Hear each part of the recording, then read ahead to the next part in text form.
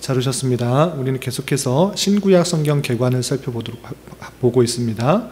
개관이라는 의미는 개략적으로 살펴본다라는 그런 의미로서 하나하나 성경을 한 부분 한 부분 작은 부분까지 살펴보는 것도 물론 중요하지만 전체 내용이 어떤 내용인지를 함께 이해하는 것이 중요하기 때문에 개관의 내용들을 살펴보고 있는 것입니다.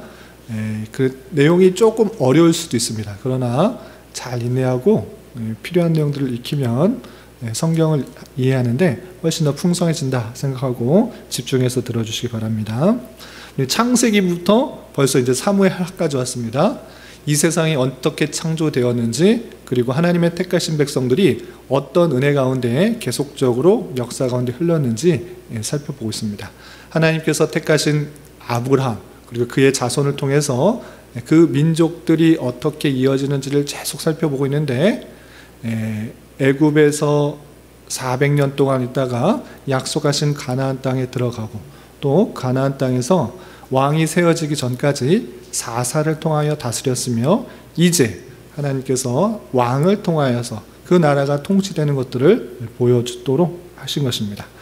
벌써부터 졸리하는 분이 계셔서 영상을 준비했습니다. 영상. 앞에 스크린을 봐주세요. 졸릴 수 있어가지고 제가 내용들을 설명하는 것보다 훨씬 더 유튜브에, 여러분들 좋아하는 유튜브에 성경 개관에 대해서 잘 설명해 놓은 것들이 있습니다. 그래서 우리 지난주에 사무엘상을 배웠고 오늘 사무엘하를 배울 텐데, 내용적인 것들이 얼마나 잘 나와 있는지 여러 유튜브 중에 하나를 가져왔으니까 앞에 스크린을 봐주시기 바랍니다. 스크린 보고 지난주에 사무엘상 배웠는데, 지난주에 이거 배웠구나 를 보시고 오늘 사무엘하를 배울 텐데, 사무엘하가 이런 내용이구나, 이것을 한번 볼 수 있기 바랍니다. 우리 스크린을 앞에 봐주시기 바랍니다.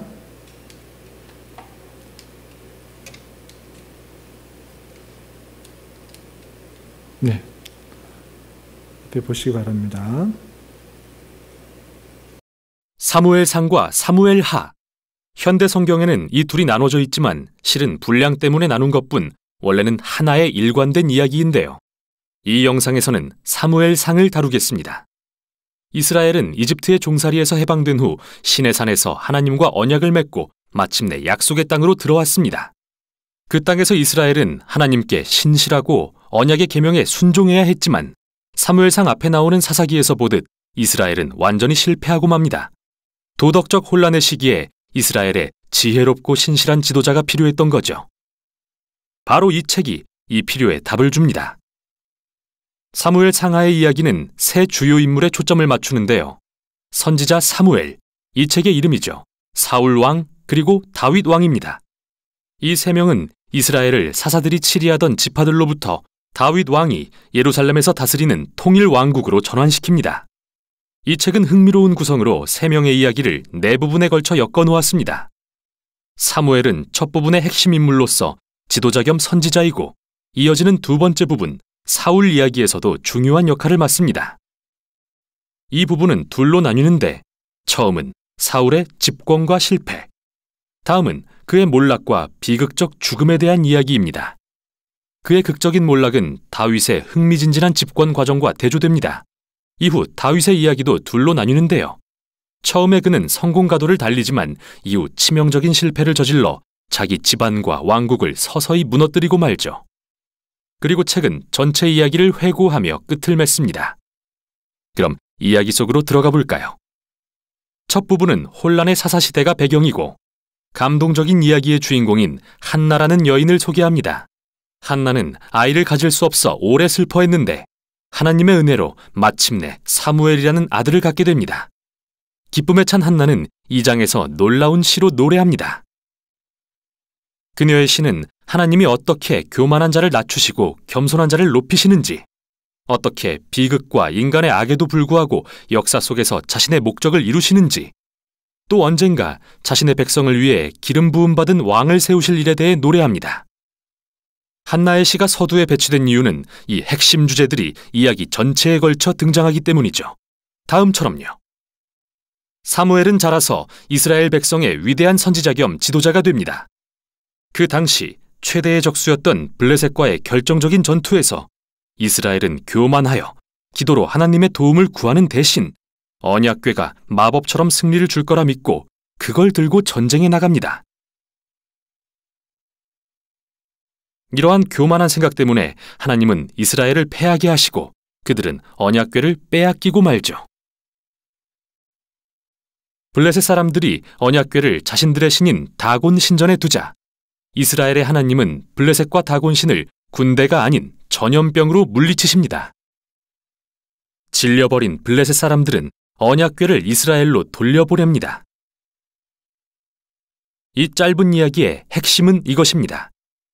하나님은 이스라엘의 전리품이 아니시며 블레셋뿐 아니라 자기 백성의 교만도 낮추십니다.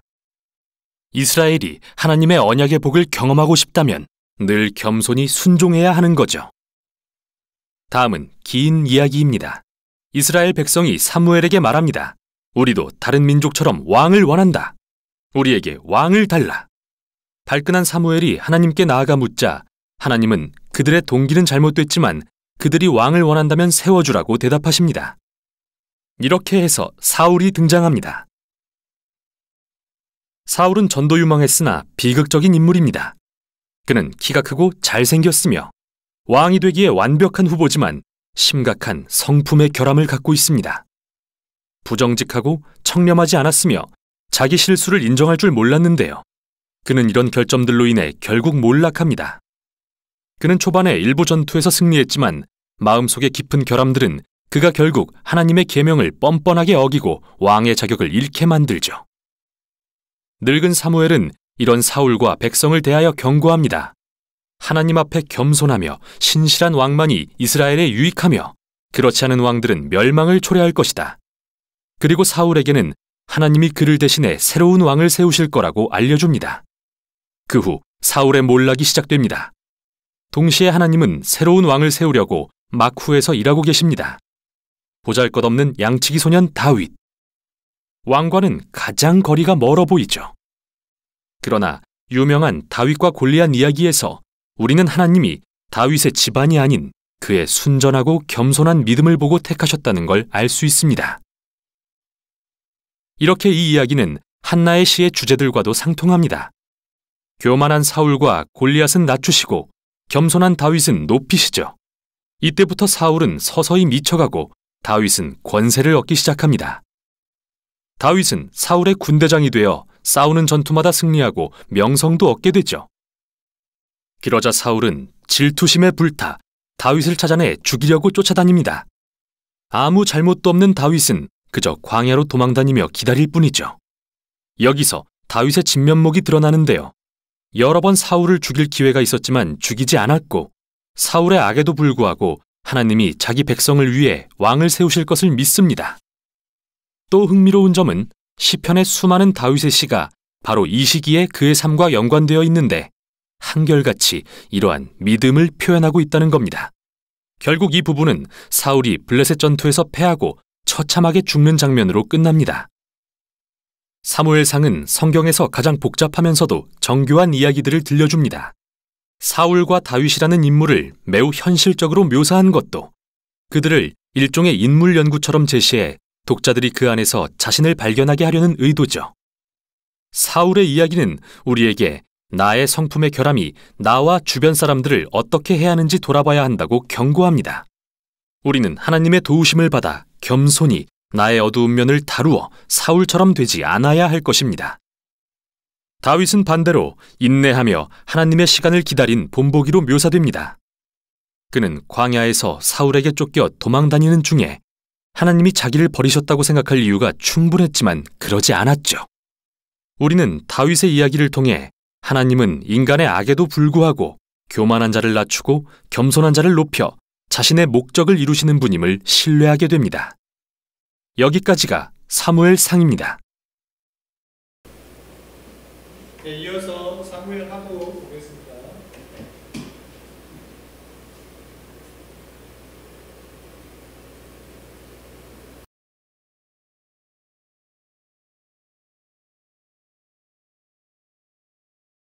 사무엘하.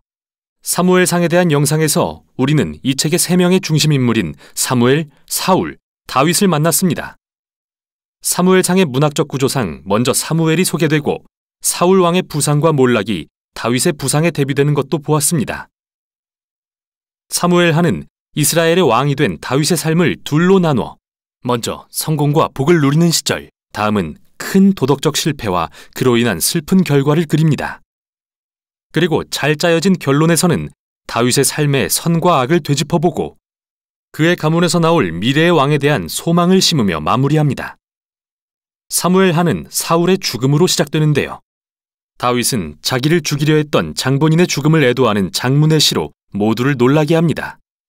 다시 한번 저자는 다윗의 겸손하고 긍휼한 품성을 보여주며 자기 원수의 죽음조차 슬퍼하는 사람으로 그립니다. 이후 다윗은 성공과 하나님의 복을 누리는 시절을 경험합니다. 온 이스라엘이 다윗에게 와서 모든 지파를 통일하고 자신들의 왕이 되어달라고 간청하죠. 왕이 된 다윗이 맨 처음 한 일은 예루살렘을 정복하고 이스라엘의 수도로 삼아 시온으로 이름을 바꾼 것입니다. 그때부터 그는 수많은 전투에서 승리하며 이스라엘의 영토를 넓혀갑니다. 예루살렘을 이스라엘의 정치적 수도로 정한 후 영적인 수도로도 삼고 싶어진 다윗은 언약궤를 예루살렘으로 옮깁니다. 사무엘하 7장에서 그는 하나님께 이스라엘은 이제 거할 집이 있는데 하나님의 임재도 영구히 거하실 집이 필요하다면서 이스라엘의 하나님의 성전을 지어드려도 되냐고 여쭙니다. 그러나 하나님은 내 생각은 고맙지만 오히려 내가 너의 집, 즉 왕조를 세울 것이라 말씀하시죠. 사무엘하 7장은 성경 전체의 줄거리를 이해하는데 핵심이 되는 장입니다. 왜냐하면 하나님께서 다윗에게 그의 왕가에서 미래의 왕이 나올 것이며 그가 이 땅에 하나님의 성전을 짓고 영원한 나라를 세울 것이라 약속하시기 때문이죠. 그리고 다윗에게 주신 메시아에 대한 이 약속은 이후 시편과 선지서들에서 더욱 발전됩니다. 또 이 왕은 하나님이 아브라함에게 하신 약속과 연결되는데 미래의 메시아의 나라를 통해 열방에 복을 베푸실 것이기 때문이죠. 그런데 하나님이 복을 베푸실 것을 약속하신 바로 이때 일이 심각하게 꼬이고 맙니다. 다윗이 저지른 치명적인 실수로 인해 우리아라는 소중한 병사가 희생됩니다. 다윗은 그의 옥상에서 우리아의 아내 밧세바가 목욕하는 걸 보고 그녀를 불러 동침하여 아이가 생깁니다.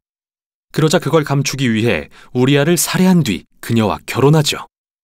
끔찍합니다. 다윗은 나단 선지자가 그 일을 지적하자 즉시 자신의 잘못을 인정합니다. 비탄에 잠겨 회개하고 용서를 구하자 하나님은 그를 용서해 주십니다. 그러나 하나님은 다윗의 선택의 결과는 지우지 않으십니다. 이러한 끔찍한 선택의 결과 다윗의 지방과 그의 왕국은 결단나고 말죠. 이 비극적인 이야기는 사울의 몰락과 많이 닮아 있습니다. 다윗의 아들들은 더 비극적인 방식으로 그의 실수를 되풀이합니다. 암논은 자기 여동생 다말을 성폭행하고 다말의 오빠인 압살롬은 모든 사실을 알고 암논을 살해합니다. 그 후 압살롬은 비밀리에 아버지 다윗을 권좌에서 몰아낼 계획을 세워 대대적인 반란을 일으킵니다. 그래서 다윗은 두 번째로 도망자의 신세가 되어 광야에 숨지만 이전과 달리 결백하지 않습니다. 결국 반란은 다윗의 아들이 살해됨으로 끝나고 다윗의 마음은 찢어집니다. 이렇게 그는 또다시 자신을 죽이려던 자의 죽음을 애도합니다. 다윗은 말년에 왕좌를 되찾지만 비탄에 잠기고 자기 죄의 슬픈 결과로 인해 상처 입은 모습입니다. 이제 책은 잘 정리된 결어로 끝을 맺습니다. 이야기들이 연대수는 아니지만 문학적으로 정말 훌륭한 대칭 구조를 이루는데요. 바깥의 두 이야기는 다윗의 통치 초기 이야기인데 사울과 다윗의 실패를 비교하고 어떻게 그들의 잘못된 결정이 다른 사람들에게 상처를 입혔는지 보여줍니다. 안쪽의 두 이야기는 블레셋 족속과 싸운 다윗과 그의 용사들에 대한 이야기입니다. 흥미롭게도 두 부분 다 전투에서의 다윗의 약점을 들춰냅니다. 1장부터 9장에 승리하던 다윗과 반대로 이제는 남의 도움에 의존하는 연약해진 다윗을 봅니다. 결어 중앙의 두 편의 시는 다윗이 자기 인생을 돌아보며 쓴 회고록과 같은데요. 그는 은혜의 하나님이 그를 위험에서 구해주셨던 때를 기억하며 그와 그의 집안을 향한 언약의 약속에 신실하신 하나님을 찬양합니다. 두 시는 모두 영원한 왕국을 세우실 미래의 왕에 대한 하나님의 약속을 소망하며 마무리되는데, 이 시들은 하나님의 약속과 서두에 나온 한나의 시와도 연결됩니다. 이렇게 핵심 문구들이 처음, 중간, 그리고 끝에 배치되어 사무엘 상하의 주제를 아우르죠. 사울과 다윗의 악에도 불구하고 하나님은 당신의 구속 사역을 계속 이루어 가십니다. 하나님은 다윗과 사울의 교만은 낮추셨지만 다윗이 겸손할 때 그를 높이셨습니다. 이 책의 미래에 대한 소망은 다윗을 훨씬 넘어서는 것인데요. 그것은 미래의 메시아 왕이 오셔서 하나님의 나라를 세우고 열방에 복을 베푸실 것에 대한 소망입니다. 여기까지가 사무엘 상하였습니다. 이제 좀 이해되시나요? 예, 돌릴 수 있는 내용들이어가지고 저보다 훨씬 더 잘 해가지고 인터넷에 유튜브에 많이 올라 있는데, 그 중에서 여러분들에게 또 소개하고 싶은 그런 유튜브를 봤습니다. 사무엘 상과 이제 대략적으로 이해가 되시나요? 예. 그 부분 이제 다음부터는 좀 이렇게 해야 될 것 같아요. 너무 1시간 동안 제가 설명만 하니까 많은 분들이 좀 졸리고 지루하고 그런 것 같아서 유튜브로 제가 설명하는 것보다 훨씬 더 핵심적으로 정리가 되어 있기 때문에 정리를 하고, 그리고 여기서 다루지 않았던 것, 우리 신학적인 내용들 중에서도 또 필요한 부분들을 제가 한 20-30분 이야기하고 마치는 식으로 이 시간을 좀 하면 좋겠다 생각이 듭니다. 그렇게 진행을 할게요. 아시겠죠? 이제 교환으로 돌아가겠습니다. 사무엘하, 다윗의 통치 전반에 대한 이야기인데, 그 내용을 여기서 잘 다뤘지만 빠져 있는 것 또 몇 가지 또 추가해서 생각해 볼 분들을 좀 알아보도록 하겠습니다. 1페이지 보시면 사무엘하의 기록적 특징이 있습니다. 아까도 잠깐 나왔는데, 이것이 그냥 역사서 중에 하나이지만 그냥 역사, 몇 년도엔 무슨 일이 있었고 몇 년도엔 무슨 일이 있었고 이런 식으로 연대식으로 역사를 쭉 나열한 게 아니라 내용을 잘 읽어보면 알겠지만, 어떤 조그만 일도 아주 길게 쓴 것도 있고, 전쟁같이, 전쟁은 한 나라에 있어서 아주 큰 중요한 일이잖아요. 그럼에도 불구하고 전쟁의 이야기는 아주 간략하게 기록하는 것도 있습니다. 그리고 사무엘하 마지막 21장부터 24장까지, 그것도 시간순으로 쭉 되어 있는 것이 아니라 사울과 다윗의 내용을 비교하면서 특정적인 이야기를 꺼내고 있는 것을 볼 수 있습니다. 그래서 이것이 역사서로 포함되어 있지만 연대기를 쭉 나열하는 그런 정도의 역사 이야기가 아니라 어떤 것을 강조하고 어떤 것을 드러내고자 하는 그런 특징이 있다라는 것을 우리는 알아둬야 되는 것입니다. 이것은 사무엘하만 포함되는 것이 아니고 성경 전체에 있는 것입니다. 성경 전체에 그냥 역사적인 이야기를 쭉 쓰는 그런 역사 이야기가 아니고, 하나님께서 말씀하시고 강조하고 싶은 것들을 특별히 부각시키거나 그렇게 중요하지 않는 것은 축소하고 간략하게 표현하는 특징이 있다라는 것입니다. 그리고 두 번째 보시면 여기서 중요한 것, 하나님의 나라에 대해서 표현하고 있는 것입니다. 사사시대에서는 누가 통치하는 사람이 없고, 하나님께서 사사를 특별히 들어서 그 나라를 움직이셨지만, 특별히 왕정시대를 통하여서 그 하나님의 나라의 어떠한 것들을 조금 맛볼 수 있게 한 것입니다. 그래서 하나님께서 통치하는 나라는 완벽하고 완전하는 그런 나라가 올 것인데, 그럼에도 불구하고 이스라엘 백성들이 왕을 요구했기 때문에 너희들 인간이 다스리는 그 왕을 통하여서 맞는 그 나라는 항상 부족하고 완벽할 수가 없다라는 것들을 보여주면서 궁극적으로 임하게 될 하나님의 나라를, 그리고 참된 왕을 통한 하나님의 나라를 꿈꿀 수 있도록 하고 있다라는 것입니다. 이런 관점에서 하나님께서 약속하신 때에 완전한 하나님의 나라가 승리하고 또 완전한 왕을 통하여 하나님의 통치가 이루어질 것을 생각할 수 있도록 하는 것이 사무엘서다, 이렇게 보시면 되겠습니다. 그리고 3번 보시면 구속사적 구조가 있습니다. 이게 무슨 뜻이냐면, 하나님께서 다윗을 통하여 약속하신 그 내용을 통하여서 하나님의 나라의 완전한 실현을 예고했다는 것입니다. 제가 그냥 임의로 생각해서 이 땅에 있는 사울과 다윗의 나라는 완전하지 않고 하나님의 나라가 완전하다, 이런 것을 제가 그냥 주장하는 것이 아니고, 하나님께서 다윗에게 하신 약속을 보면 그것이 정말 구속사적으로 하나님의 완전한 나라가 있다라는 것을 알 수 있다는 것입니다. 그래서 하나님께서 다윗에게 언약을 통하여서 이제 참된 하나님의 나라가 임하게 될 것을 약속하는 내용이 사무엘서에 포함되어 있는 것입니다. 그래서 이 페이지 보시면 사무엘하를 통해서 우리가 잘 봐야 될 것, 물론 재미있는 이야기, 또 다윗이 어떻게 어려움을 겪었나, 이런 이야기도 눈여볼 수 있지만, 궁극적으로 하나님께서 정말 드러내고자 하시는 것이 무엇이냐면 오실 그리스도의 예표로서 다윗을 보여주는 것입니다. 다시 한번, 이 다윗을 통해서, 다윗의 삶을 통해서 무엇을 깨달아야 되는가? 다윗이 정말 멋있는 왕이었구나. 이스라엘의 20명 많은 왕 중에서 정말 제일 좋은 왕이구나. 이것을 말하는 것이 아니라 다윗을 통해서 예수 그리스도를 생각하도록 하나님께서 하시구나. 그래서 다윗을 통해서 오실 그리스도의 예수를 바라볼 수 있어야 될 것이고, 또 한 가지, 하나님께서 다윗에게 약속을 맺어주십니다. 어떨 때 약속 맺어주었냐면, 나는 이렇게 왕이 되어서 좋은 궁에 거하는데 하나님은 천막에서 있구나, 안타까워하는 마음으로 그 언약궤를 다시 궁으로 옮겨옵니다. 그 마음을 하나님께서 귀히 여기시고 약속, 언약을 맺어주신 것입니다.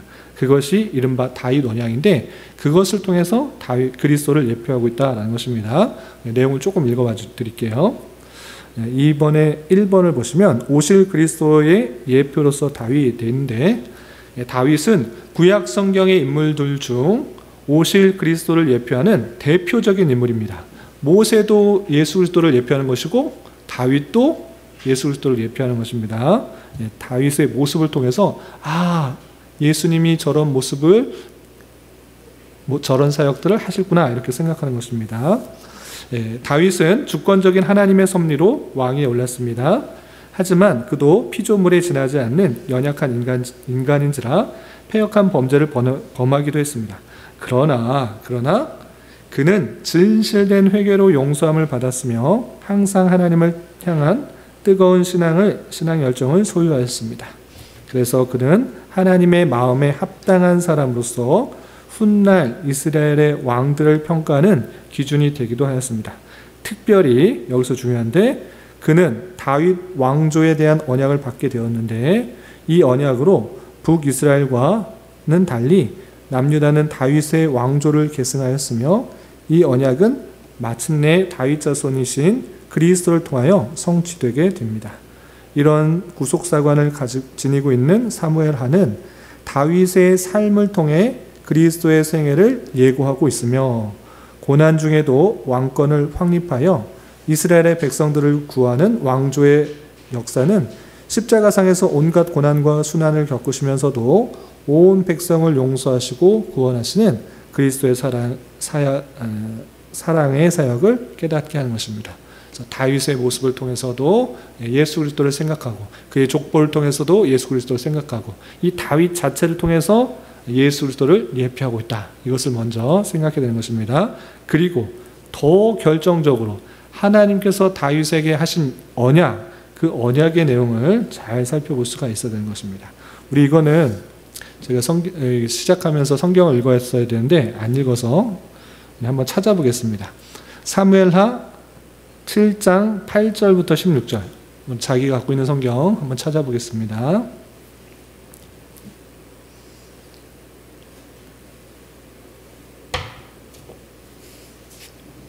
사무엘하 7장 8절부터 16절까지 말씀 찾으셨나요? 네, 아주 중요한 내용이니까 혹시 형광펜 갖고 계시는 분은 밑줄을 좀 쳐놓으시기 바랍니다. 사무엘하 7장 8절부터 16절까지 함께 봉독합니다. 시작. 그러므로 이제 내 종 다윗에게 이와 같이 말하라. 만군의 여호와께서 이와 같이 말씀하시기를, 내가 너를 목장 곧 양을 따르는 데에서 데려다가 내 백성 이스라엘의 주권자로 삼고 내가 가는 모든 곳에서 내가 너와 함께 있어 내 모든 원수를 내 앞에서 멸하였은즉 땅에서 위대한 자들의 이름같이 내 이름을 위대하게 만들어 주리라. 내가 또 내 백성 이스라엘을 위하여 한 곳을 정하여 그를 심고 그를 거주하게 하고 다시 옮기지 못하게 하며 악한 종류로 전과 같이 그들을 해하지 못하게 하여 전에 내가 사사에게 명령하여 내 백성 이스라엘을 다스리던 때와 같이 아니하게 하고 너를 모든 원수에게서 벗어나 편히 쉬게 하리라. 여호와가 또 내게 이르노니 여호와가 너를 위하여 집을 짓고 내 수완이 차서 내 조상들과 함께 누울 때에 내가 내 몸에서 날 내 씨를 내 뒤에 세워 그의 나라를 견고하게 하리라. 그는 내 이름을 위하여 집을 건축할 것이요 나는 그의 나라의 왕위를 영원히 견고하게 하리라. 나는 그에게 아버지가 되고 그는 내게 아들이 되리니 그가 만일 죄를 범하면 내가 사람의 매와 인생의 채찍으로 징계하려니와 내가 내 앞에서 물러나게 한 사울에게서 내 은총을 빼앗은 것처럼 그에게서 빼앗지는 아니하리라. 내 집과 내 나라가 내 앞에서 영원히 보존되고 내 왕위가 영원히 견고하리라 하셨다 하라. 아멘. 이것이 이른바 다윗 언약입니다. 아까 유튜브에서도 이 내용이 아주 중요하다, 성경 전체에서도 핵심과 같다라고 말했습니다. 아브라함에게 하셨던 약속, 모세에게 하셨던 약속, 그리고 다윗에게도 이 약속을 하심으로 말미암아 하나님께서 그 약속하신 것들이 계속적으로 신실하게 이루어지고 또 강조되고 또 구체화되고 있다라는 것을 알 수 있습니다. 다윗의 후손을 통해 나라가 견고해지고 또 하나님께서 그를 아들로 여긴다라는 그런 내용들이 확실히 있는 것입니다. 그래서 다음과 같이 요약할 수 있는 것입니다. 교환을 보시면 사무엘하 7장에 있는 다윗에게 하신 언약의 내용을 요약하면 다음과 같습니다. 5가지가 있는데요.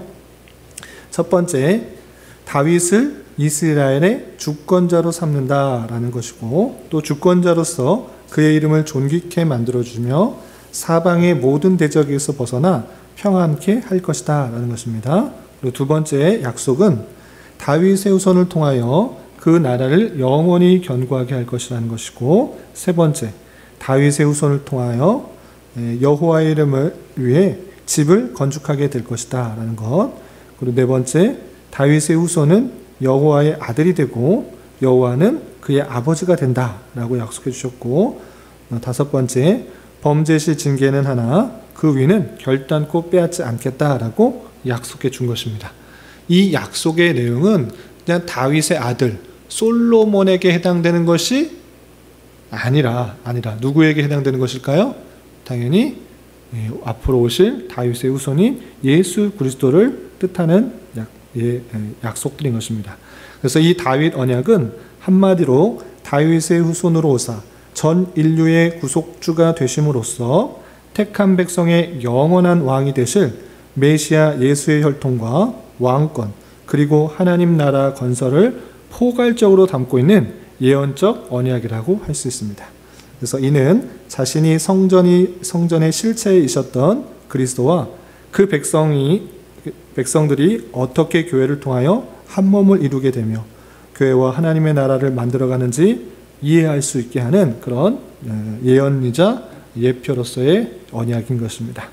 또 역사적으로 볼 때 다윗 언약은 먼저 유다 지파 출신의 이스라엘 왕이 될 것이라는 예언, 창세기 49장 10절에 보면 유다 자손을 통해서 왕권이 날 것이다 라는 예언이 있는데, 이것이 계속적으로 이어지는 것을 볼 수가 있고, 따라서 예수에 대한 예언이 성취된 세대에 사는 우리의 입장에서는 다윗 언약은 하나님께서 약속하신 구속사가 말씀대로 확실히 이루어지고 있다라는 좋은 귀한 증거이다 라는 사실인 것입니다. 아브라함에게 또 이삭에게 야곱에게 모세에게 계속적으로 약속하셨던 그 내용들이 신실하게 이루어졌고, 우리는 그 모든 약속이 예수를 통해서 이루어졌다는 것을 보면서 말씀 실현의 역사구나. 성경 창세기부터 요한계시록까지 하나도 틀림없이 모든 것들이 신실하게 짜 맞춰지고 또 보여주고 있구나. 이것을 잘 살펴볼 수가 있는 것입니다. 그리고 사무엘하 주제 세 가지로 정리하겠습니다. 첫 번째는 신권을 통한 왕정의 발전입니다. 다윗 왕정은 다윗의 개인적인 능력에 의해서가 아니라 하나님의 영에 의해 발전된다는 예가 그 의미가 있습니다. 그리고 이것은 성경의 창세기로부터 지속적으로 흐르고 있는 메시아의 예언적 예시를 묘사하고 있습니다. 따라서 본문을 이해하는 데 있어서 당시의 직접적인 상황과 본문에 관심을 기울이는 동시에 하나님의 계시를 통하여 메시아인 예수 그리스도의 인격과 사역 안에서 장차 도래할 하나님의 나라를 바라보아야 한다는 것입니다.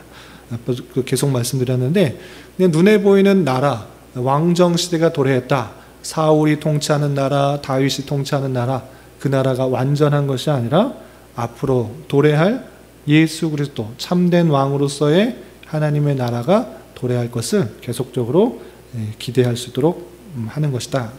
것이고요. 두 번째는 하나님의 절대 주권이 있습니다. 3페이지입니다.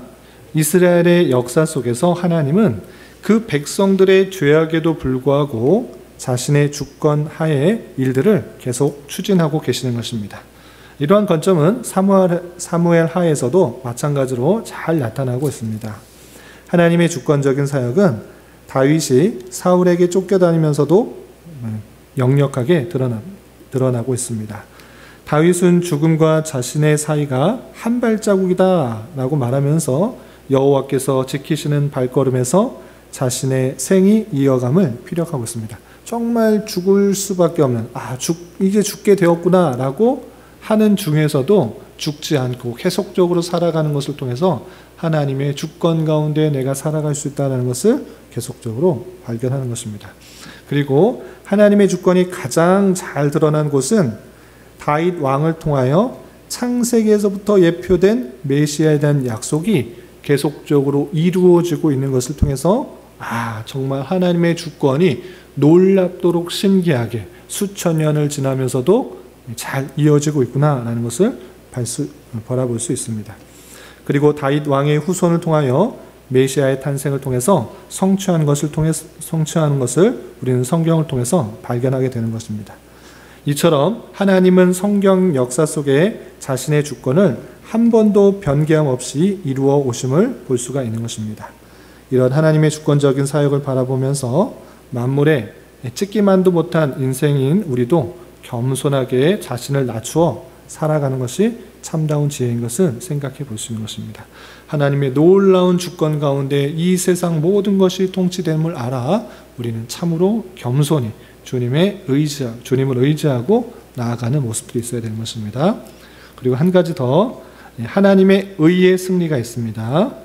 객관적인 자료를 기준으로 역사 속을 들여다보면 하나님의 준엄한 공의가 일하고 계심을 우리는 살펴볼 수가 있습니다.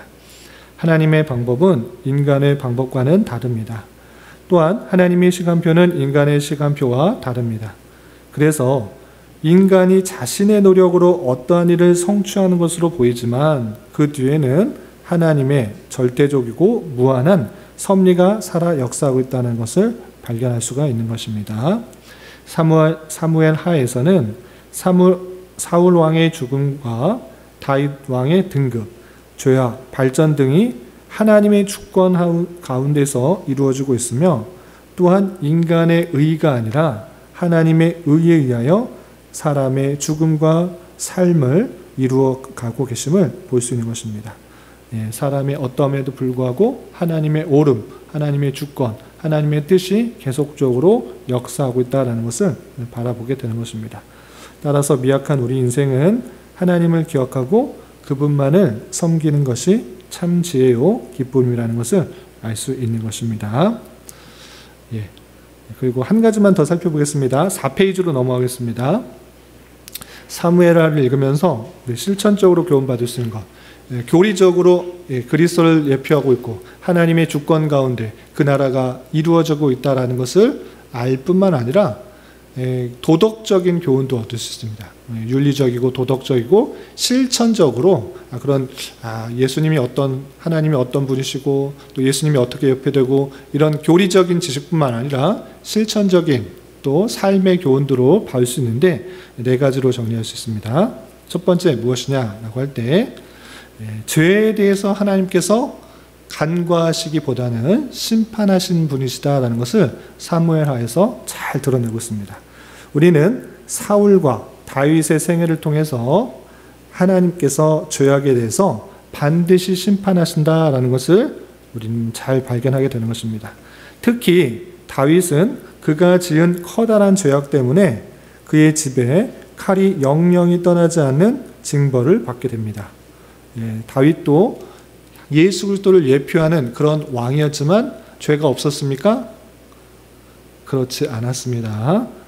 밧세바를 범하는 죄, 또 밧세바의 남편인 우리아를 처형하는, 죽이는 그런 일도 행하게 된 것입니다. 이렇게 사람은 완벽하지가 않습니다. 죄악들이 있는 것입니다. 그런데 그 죄악에 대해서 하나님께서 너는 예수 그리스도를 예표하는 자니까 넘어가겠다 이렇게 하지 않으시고 그 죄악에 대해서 심판하시는 그 모습을 볼 수 있는 것입니다. 이런 것을 통해서 하나님께서 죄악을 얼마나 싫어하시는지를 잘 깨닫고 죄악에 대해서 하나님께서 심판하시는 그 하나님을 바라보며 우리가 죄를 짓지 않도록 죄의 연약함 가운데 빠져서 하나님의 징계와 같은 손길을 겪지 않도록 노력하는 자가 되어야 되는 것입니다. 그리고 두 번째, 자연적으로 이어지는 것인데 진실된 회개가 필요함을 우리는 이 사무엘하를 통해서 알 수 있습니다. 하나님께서는 죄악에 대해서 심판하시지만 또 회개를 기뻐 받으신다라는 것입니다. 다윗은 부정한 간통과 배신, 살인에 대한 형벌을 받게 되었는데 이때 나단 선지자가 그 죄를 지적했던 것입니다. 양을 갖고 와가지고 예를 들면서 다윗의 죄를 지적했던 것입니다. 그럴 때 다윗이 왜 선지자가 왕에게 죄를 지적하느냐, 선지자를 친 것이 아니라 자신의 잘못을 깨닫고 회개의 눈물을 흘렸던 것입니다. 그런 배경에서 지은 시편 51편에 상하고 통회하는 심령으로 회개를 노래한 것을 우리는 잘 보게 된 것입니다. 이처럼 이 땅에 사는 동안 그리스도인이 죄를 안 지으면 좋겠지만 그렇지 못한 것입니다. 하늘의 천국에 갈 때까지 우리는 죄와 연약함 가운데 늘 투쟁하고 늘 영적 전투 가운데 싸우게 되는 것입니다. 그런데 죄를 지었을 때 하나님께서 다양한 방편으로 깨닫게 하신다는 것입니다. 사람을 통해서, 친구를 통해서, 부모를 통해서, 다양한 사람들을 통해서, 환경을 통해서 그 죄를 깨닫게 하시고 또 하나님의 말씀을 통해 직접적으로 깨닫게 하는 것입니다. 그럴 때 회개가 필요하다. 하나님께서 회개케 하시는 줄 알아 진실된 마음으로 하나님 앞에 참회하며 통회하며 회개할 수 있는 우리가 되어야 되는 것입니다. 그리고 세 번째는 무엇이냐면 이 사무엘하를 통해서 하나님께서는 그 백성들에게 절대적인 순종을 요구한다라는 것을 볼 수 있습니다. 다윗은 내가 좋은 궁에 거하는데 하나님에게는 천막에 있다라는 것을 안타까워하는 나머지 그 언약궤를 자신의 궁으로 옮겨오고 싶었습니다. 그런데 마음은 좋습니다. 마음은 참으로 좋은데 그런데 한 가지 잘못한 것이 있습니다. 실수를 범한 것이 있는데 그것은 무엇이냐? 하나님의 뜻, 하나님의 방법대로 그 법궤를 옮기지 않고 자기의 편리대로 자기가 하고 싶은 대로 그냥 수레에 싣고 옮겼다가 사람이 죽게 되는 그런 일이 발생하고 말았던 것입니다. 이런 것을 통해서 내가 원하는 방식대로 내가 필요한 방식으로 나를 위해서 하나님을 섬기는 것이 아니라 하나님께서 원하시는 방법들이 무엇인지를 잘 살펴 그 뜻대로 순종하는 그 모습들이 우리에게 필요하다. 이렇게 할 수 있습니다. 그래서 하나님께서 우리에게 원하시는 것이 무엇인지 뜻하시는 것이 무엇인지를 부지런히 읽고 깨닫지 않으면 다윗과 같은 실수를 똑같이 범할 수 있다는 것입니다. 그런 줄 알아. 내 편한 대로 하나님을 섬기는 것이 아니라, 내가 원하는 대로 하나님을 섬기는 것이 아니라, 하나님께서 나에게 원하시는 것이 무엇인지, 나에게 뜻하시는 것이 무엇인지를 고민하며 그 뜻대로 잘 순종할 수 있는 우리가 되어야 될 것입니다. 그리고 한 가지 또 도덕적인 교훈을 하자면, 네 번째, 자비, 선을 베풀 줄 아는 삶이 되어야 된다라는 것들을 강조하고 있습니다. 다윗은 자신이 신뢰하고 아꼈던 압살롬이 죽자 그가 비록 자기 왕위를 빼앗으려고 반란을 일으켰던 자였음에도 불구하고 그의 죽음을 매우 슬퍼합니다. 압살롬은 자기 아들이었는데 아들이 아버지를 죽이고 왕으로 되려고 해요. 그런데 다윗은 어떻게 했는가? 안타까워하며 그 자리를 그냥 물려주듯이 그냥 왕궁을 빠져나오기도 해요. 그리고 그 이전에 어떤 일이 있었습니까? 자기를 쫓아다니면서 죽이려고 했던 사울이 죽자 잘됐다. 나 죽이려고 한 사람 하나 없어졌네. 기쁘다. 이런 것이 아니라 하나님께서 세우신 왕이 죽은 것으로 인하여 통회하고 아파하는 그 모습들을 보였던 것입니다. 이 모습이 참으로 우리에게 도전이 되고 또 귀감이 되는 것입니다. 하나님께서는 이렇게 하나님께서 주시는 그런 마음 가운데 사람에게 자비를 베푸고 또 하나님의 뜻을 잘 세우려고 하는 그런 선을 베풀 줄 아는 그런 사람이 되도록 촉구합니다. 그래서 하나님의 마음을 닮아가는 그런 모습으로서 계속적으로 다윗과 같이 또 좋은 면들을 받아볼 수 있는 그런 도덕적인 교훈도 얻을 수 있다는 것입니다. 여기까지 살펴보겠습니다. 가장 중요한 핵심, 성경 전체에 있어서도 중요한 것인데 사무엘 하에서도 중요한 것, 하나님께서 다윗에게 약속하셨다. 어떤 약속? 다윗의 후손을 통하여서 그의 나라가 굳건히 서고 또 하나님의 나라가 영원하게 될 그 언약을 주셨다라는 것입니다. 그것은 단순히 다윗의 아들 솔로몬에게 해당되는 것이 아니라 계속적으로 창세기부터 내려오는 그 언약의 확증이요, 보증이요, 더 굳건히 하는 그런 내용들이다라는 것을 잘 알 수 있습니다. 그래서 이 다윗 언약을 통해서 예수 그리스도가 예표되었고 예수 그리스도를 계속적으로 알려줌으로 말미암아 하나님의 나라가 그를 통하여서 온전하게 되고 완전하게 되고 성취가 된다는 것을 잘 깨달을 수 있어야 될 것입니다. 그리고 도덕적인 그런 내용들도 함께 잘 살펴보면 좋겠습니다. 여기까지 사무엘하 내용을 좀 개관해 봤는데 대략적으로 좀 아시겠나요? 다윗의 통치, 다윗이 어떤 식으로 초기에 왕이 되고 또 어떤 식으로 마무리가 되는지 나와 있는 것이 사무엘하다 이렇게 생각하시면 되겠습니다. 그리고 앞으로도 너무 이렇게 신학적인 교훈들만 하면 한 시간 동안 하면 지루하고 또 졸릴 수 있으니까 유튜브에서 잘 정리해요.